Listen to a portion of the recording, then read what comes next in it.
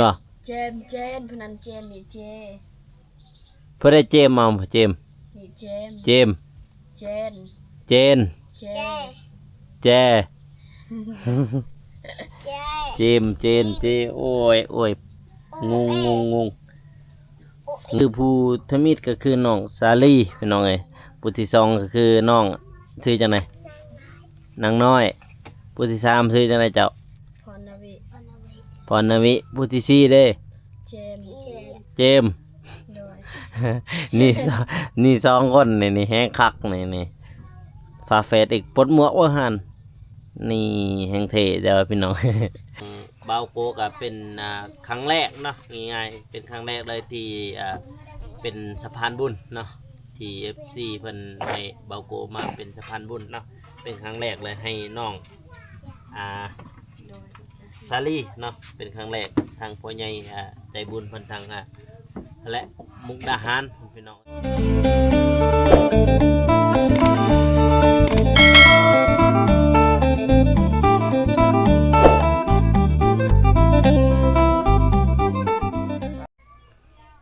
ปาทิโตทองฝากกะแจ่มใสพี่น้องเอ้ยทางบ้านน้องสาลีเนาะตอนนี้เราก็ฮอดบ้านน้องสาลีเป็นที่ห้อยเนาะพี่น้องเนาะวันนี้มาคนเดียวหมู่เฮาหรือว่าตะกล้องเฮาเมื่อไหร่หาบ่เห็นเลยพี่น้องเอ้ยบ่เห็นบอนบ้านน้องเดิม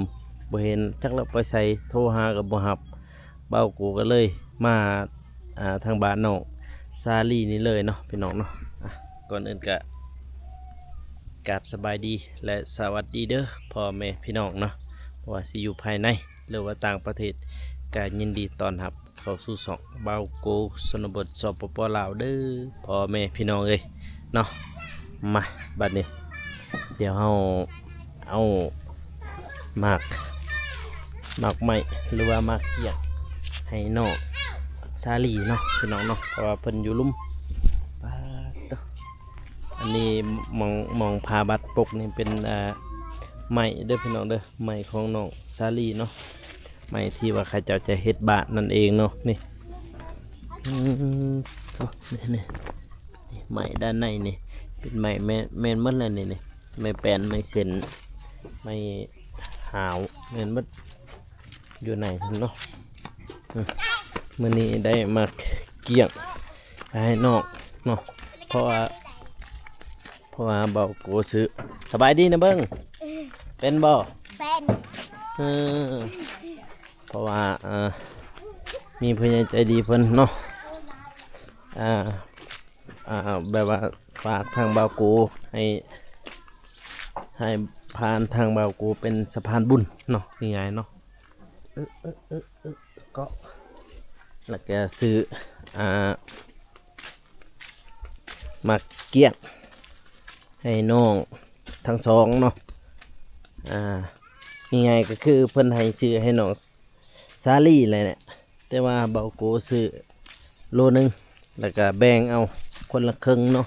ให้น้องเดิมเน่ให้น้องซาลี่เน่เนาะพี่น้องเนาะปาโถ่มื้อนี้มาเยี่ยมยามทำข่าวอีกครั้งเพราะว่า2 มื้อเลยบ่ได้มาโอ้ใส่ส่งบาดนี่ใส่เชื้อบาดนี่เจกับเจมบาดนี่พี่น้องเอ้ยเปิดเถอะ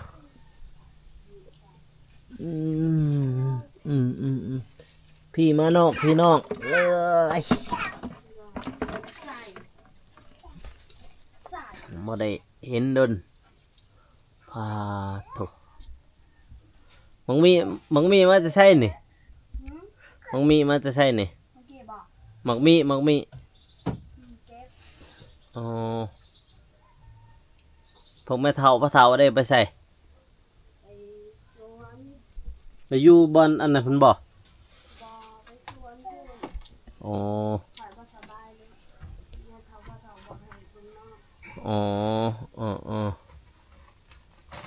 แม่เฒ่าพ่อเฒ่าจะไปอันนั้นเพิ่นบ่ไปชวนบ่ อืมแม่จะก็ไปบ่ โดย โอ้ง่ายๆก็คือว่าแม่เพิ่นไปสวนพี่น้องเอ้ยโอ้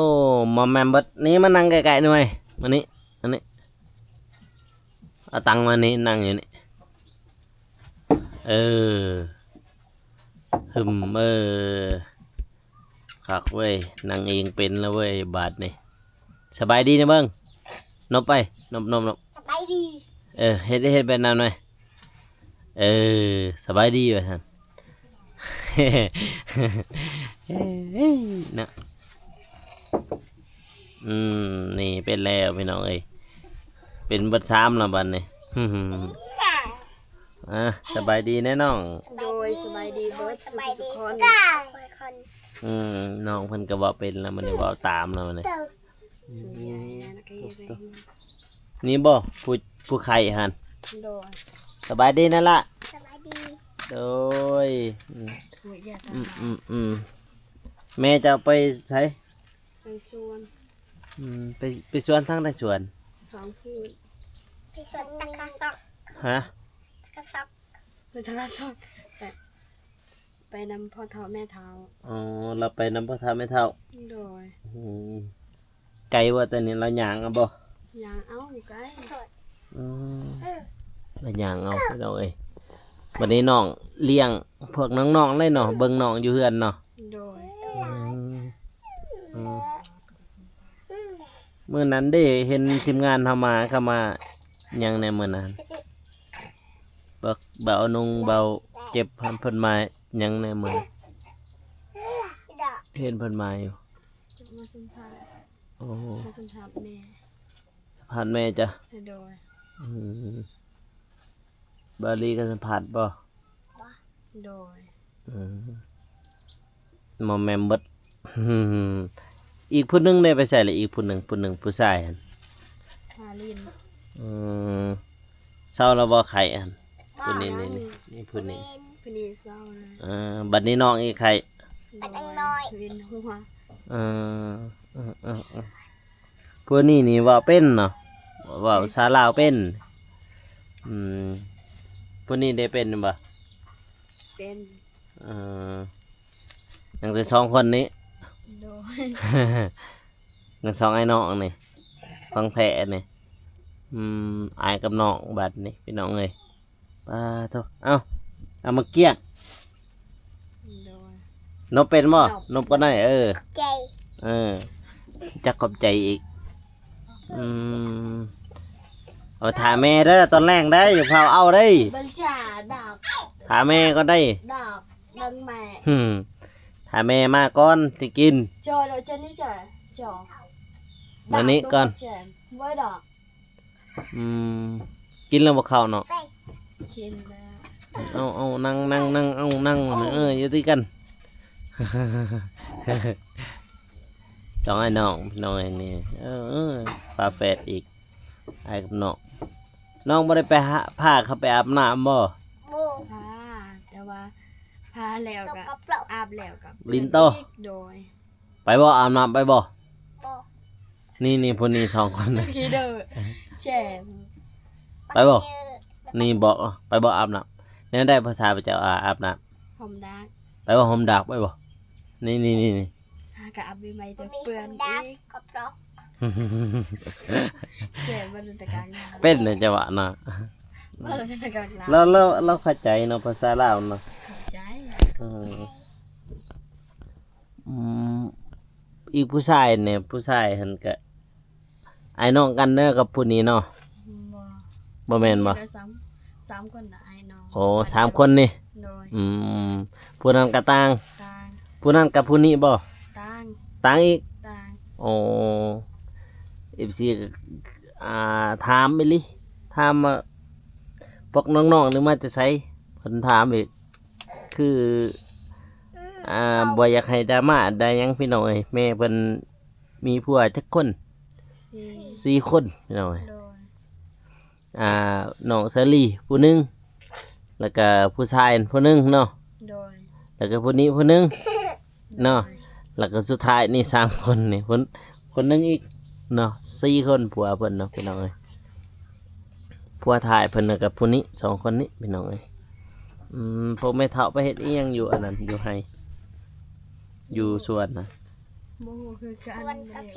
สวนกาแฟบ่ บ่โอ้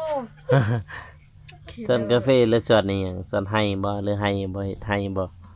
เฮ็ดนาทางนี้ โมคือกันเฮ็ดให้ไปสวนได้ยินแต่พ่อทำได้ว่าถ้าว่าไปสวนถ้าบ่สบคอยบ่สบาย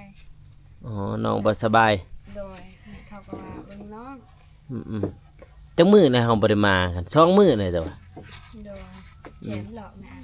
2มื้อแล้วได้บ่ได้มาหาอ้ายอย่าตีกันแม่ ดูดอก พูดมาแตะพุ่นพูนตีนั่งพอดีเอาบัดนี้ เปิดตัวจักโมงประมาณจักโมงพ่อแม่ก็เห็น กับประมาณค่ำๆแล้ว เออ 3-4 โมง บัดนี้น้อง ดี น้องอยู่เฮือนเนาะเบิ่งพวกน้องๆ ๆโดย อืมมื้อนั้นเคยเฮ็ดหยังอยู่หั่นอยู่บอนดินแจนเห็นพวกเบาหลีไปถ่ายมื้อนั้น ก็นอนหันตัดพื้น ตัดฟืน โดยก็ไปทายแล้วกินข้าว โอ้กินข้าวอยู่หั่นบ่ โดย อืมก็คือเรากินข้าวพี่น้องเอ้ยมื้อนั้นอยู่หั่นอยู่ที่ดินโดยบอนดินใหม่แล้วหั่นแหละกินข้าวกินน้ำอยู่หั่นเอาอีเชิงเขินว่าเอาคูนเอามูนเอามั่งแม่นเอาคูนเอาไส้เพื่อจะไป เนาะหมายถึง อีหยังอะไอ้อะมั่งครับ เจ็บไข้ อ๋อเราว่าเป็นในพี่น้องเอ้ยคนนิดหน่อยเราว่าเป็น ที่ เนี่ย เดิมบ่เป็น อืมเป็นเนี่ยซื้อจังไดเราว่าเป็น เจน บ่พูดเจมส์บ่ โดย บัดพูดเสื้อข้าวหั่นเด้ เจ เจผู้นี้เจมส์ผู้นี้เจผู้นั้นเด้ เจนเจ หน่อยงง เจนเจนเจ เจมส์ เจน เจนเจแม่นบ่ เจนเจนพนันเจนนี่เจ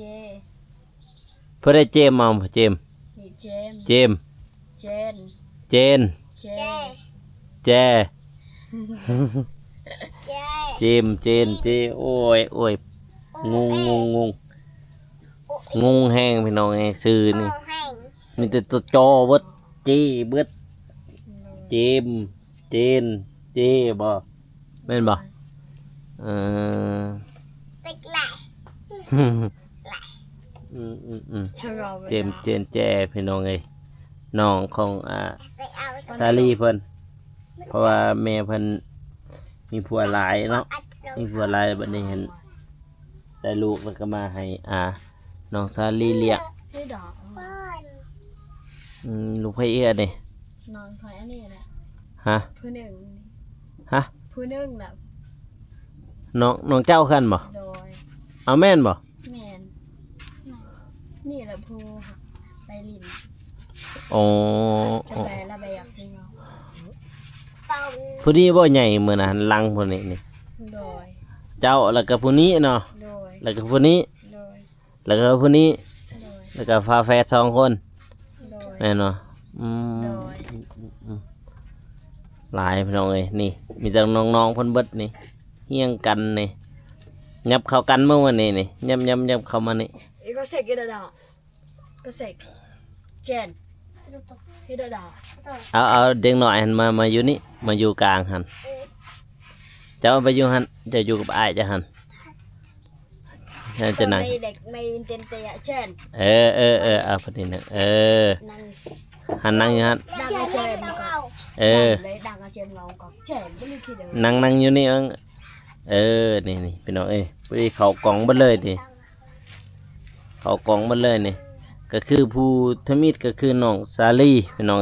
ผู้ที่สองก็คือน้องชื่อจังไดนางน้อยผู้ที่สามชื่อจังไดเจ้า พรนาวิ พรณวิผู้ที่สี่เด้ เจม เจมส์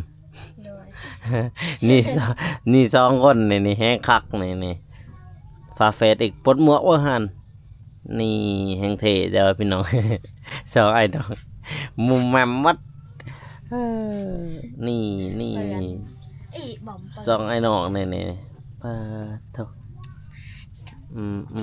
กินแล้วบ่ข้าวเที่ยงนี่ กินแล้ว อืมได้ยังกิน ซื้อข้าวปุ้นตาม ข้าวปุ้น โดย โอ้อยู่บ้านเจอใครเนาะฝนตกบ้านนี่ ปล่อย กุเครื่องเอาแหละพี่น้องเอ้ยฝนตกอีกแล้วบาดนี่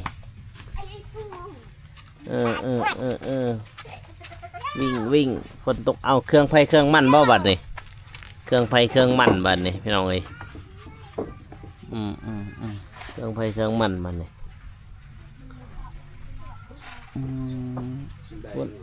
ฝนตกอีกและมื้อนี้นี่มื้อนั้นเบาโกมากับฝนตกเมื่อวานฝนตกบ่ทางนี้เมื่อวานฝนตกบ่ทางนี้เนาะบ่ตกบ่ว้าวตกบ่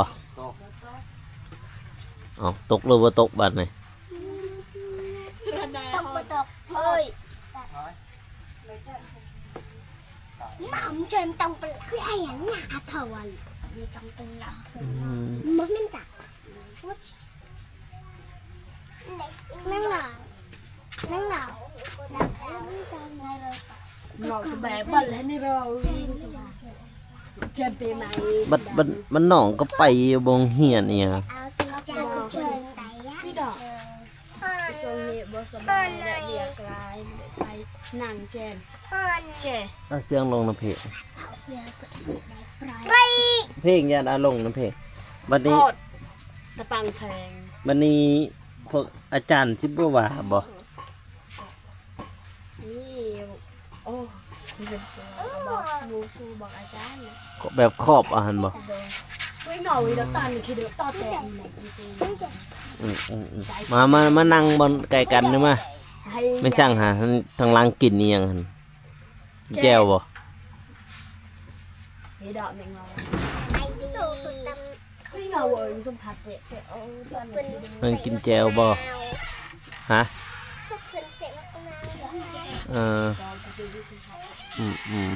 เราก็อยู่จังซี่เลยพี่น้องเอ้ยอยู่ตามวิธีชนบทชนเผ่าเราอยู่แบบบ้านๆเลี้ยงนอกพี่น้องเอ้ยบ้านทุ่งวายเมื่อท่าแต่งแพงเซ่กองพี่น้องเอ้ยจบหน่วยที่ยังหน่วยที่6มันเป็นหน่วยหน่วยรังเหือดฝนตกแล้วบ้านนี่พี่เหาะแnhẹแล้วบ้านเมื่อวานตกแห้งบ่ทางนี้เมื่อวานนี่ตกบ่หรือว่าบ่ คำตกคำ โอ้ตอนค่ำหันบ่ โดย ตอน6 โมงมัน แห้ง ทางบ้านเขาตกคือกันตอน6 โมงแรง แต่อยากมีเอ็ดจานี่นี่มั้ง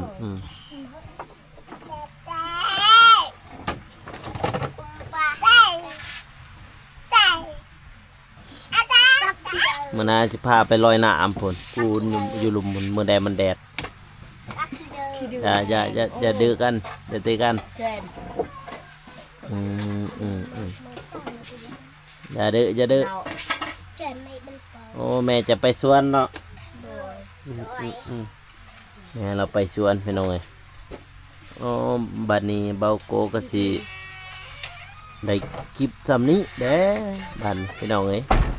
พอแม่เพิ่นไปสวนทมิดว่าว่าสิมาให้เงินเนาะว่าสิมาเซอร์ไพรส์น้องกับแม่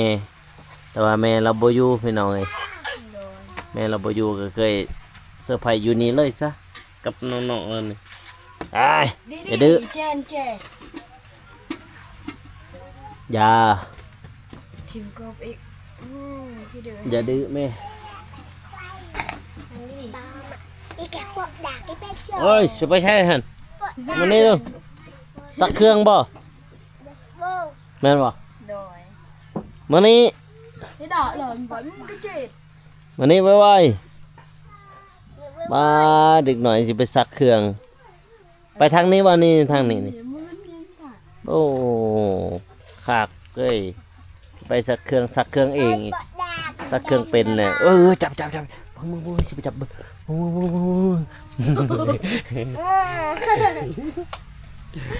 ไป ห แล้ว ลายคนแห่งผู้นั้นเลี้ยงหลายเนาะ แม่นบ่ โดย น้องนะหั่น โดยผู้หญิง ผู้หญิงเบิด โดย โอ้ เอ้ยเพิ่นตัวเป็นสาวแหละหมู่พาย แม่นบ่ โดย อืม แต่ว่าน้องเพิ่นร้าย พอเดียวบ่พอคนเดียวบ่ โดยพอเดียวแต่ว่าร้าย ลูกจะคนมันนี่น้องเพิ่นเอ้ย ตักที่เดิมตักที่เดิม ขอตอนไหน ตัน จะบ่ยานบ่ ป้าสุดไป อืม เอาจะเปิด ให้แล้วบัดยอกกันให้แล้ว เปิดพัดลม ฮะอยากเปิดพัดลมขี้ดื้อมักเล่นแต่ไท จบ ย ไป ปะดีได้ไฟหั่นเอาตอนเว้นเนี่ยเราถอดบ่ไฟหั่น ถอดบ่ บาร์บีผู้ใหญ่ถอดออก อืม มีรอยสลายอยู่ไป โอ้โค ก็ ตร จะไม่บอกว่า เอ้ย เอ้ยบอก พโยนจะลงน้องได้จังไดลงห้วยได้ ลุกไว้ จักเครื่องตลอดเลย แม่นบ่ โดน ลุก เปื้อนตลอด เปิดต้องกระ สมัยยังน้อยผู้ใดเนาะแบบนี้พี่น้อง จ้า อืม เราเอาแชร์บนไปตั้งเดนแชร์ จ้าไม่ สมัยน้อยๆผู้ใดเนาะเป็นแบบนี้บ้างนี่เบิ่งเอานี่ คลอนคลอน สมัยยังน้อยๆโอ้ผู้หนึงไปซักเครื่องเองบ่เมื่อกี้นี่ โด อื น เราไปซักเครื่องเองบ้านนี้สิมอบจังใดเด้บ้านนี้เงินเนาะสิมอบตอนนี้ก็ได้อยู่แต่ว่าแม่เราบ่อยู่เนาะถ้ามีว่าสิมาเซอร์ไฟแม่เราแต่ว่าแม่เราบ่อยู่พี่น้องเอ้ยเพราะว่าแม่เราไปชวนเนาะแม่นบ่แม่จะไปชวนเนาะแม่เราไปชวนพี่น้องมามีแต่ว่าเอาไว้น้ำน้องซาลี่เนี่ยก็ได้พี่น้องเอ้ยเพราะมีผู้ใหญ่ใจบุญเพิ่นเนาะทางฝั่งมุกดาหารเพิ่นให้เบาโกเป็นสะพานบุญเนาะในครั้งนี้ 1,000 บาทพี่น้องเอ้ยแล้วก็ถึกอยู่645,000เนาะโต45หันเบาโกซื้อมะเกียงเนาะซื้อมะเกียงให้น้องซาลีแน่แล้วก็น้องเดิมแน่แบ่งกันคนละครึ่งพี่น้องเอ้ยเพราะว่าน้องเดิมเฮาก็บ่เห็นไผซื้อหั้นนะทีมงานเฮาก็บ่เห็นสู่เขาเจ้าซื้อมะเกียงเห็นว่าน้องอยากมะเกียงก็เลยมาซื้อมะเกียงทั้งสองคนเลยพี่น้องเอ้ยเอากันอีกแล้วพี่น้องเอ้ยเนาะทางผู้ใหญ่ใจบุญเพิ่นเนาะฝากเงินให้หรือว่าให้เบาโกเป็นสะพานบุญมาให้น้องสาลีเพราะว่าเพิ่นเห็นเฮาแบกไม้มื้อนั้นเด้โอ้ยเมื่อยคือกันมื้อนั้นเบาโกก็เมื่อยน้องเมื่อยบ่มื้อนั้นเมื่อเฮาแบกไม้กับน้องน้องแก้วซี่หั่น โดน มือแรกหั่นแล้วก็มือเฮาปั๊มหั่นโอ้เมื่อยคือกันเบาโกก็เมื่อยกันเมื่อยแบกเอาลิงน้อยเฮ็ดแหละทางนั้นเอาบาดนี่ เจ๊ แล้วก็เพิ่นก็เห็นน้ำจิตน้ำใจเนาะความตั้งอกตั้งใจของน้องชาลีเนาะเพิ่นเห็นก็เพิ่นอยากฝากให้สะพานบุญเพราะว่าเห็นหมู่คู่มาช่วยก็พอได้ให้ค่าเขาเนาะค่าแบบว่าจ้างหรือว่าให้ซื้อขนมข้าวต้มอะไรพี่น้องเอ้ยเนาะทางผู้ใหญ่ใจบุญเพิ่นทางมุกดาหารเนาะเพิ่นก็บ่อยากให้ออกน้ำออกซื้อเนาะเพิ่นบ่ให้ออกน้ำออกซื้อแล้วก็ ดี ให้เบาโกเป็นสะพานบุญในครั้งนี้พี่น้องเนาะ1,000 บาทถึกอยู่645,000พี่น้องเอ้ยเจ้าคนนั้นเนี่ย แต่ว่า45,000หันเบาโกก็ซื้ออันนั้นไปแล้วพี่น้องเลยซื้อ มะเกี้ยงพี่น้องเอ้ยซื้อมะเกี้ยงไปให้น้องเดิมกับน้องชาลีคนละครึ่งฮึบตัวมานี่เจ้ามานี่มาถือกล่องให้อายมา จับ นี่ กลางอ่ะ นี่อยู่นี่จับอยู่นี่ไว้เอ แทน อ กลางเป็นของ